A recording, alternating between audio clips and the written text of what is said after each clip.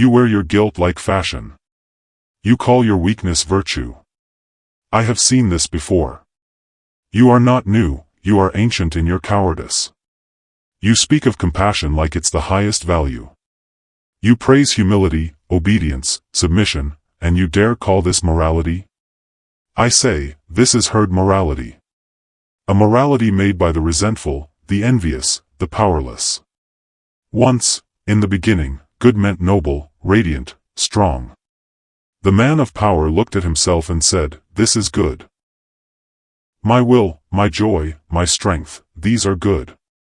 And he feared nothing. Not gods, not men, not death. But the slave, the one who could not strike back, he created another game.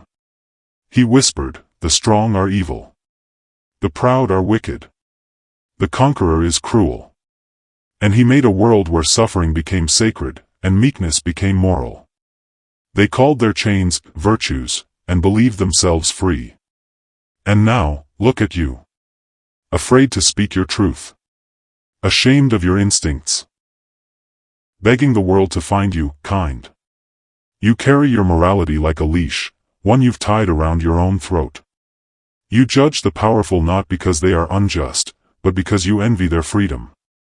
Slave morality survives, disguised as progress, as empathy, as justice. But make no mistake, it is still resentment, polished and polite. You want a better world? Then stop pretending your fear is wisdom. Stop calling your submission goodness. And start creating a new morality. One not born from envy, but from will. Not from guilt, but from strength. Do not follow the herd. Let it, or leave it.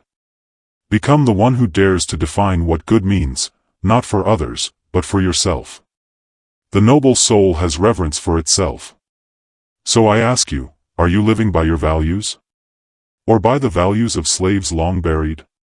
If the answer shames you, good. Now you know where to begin.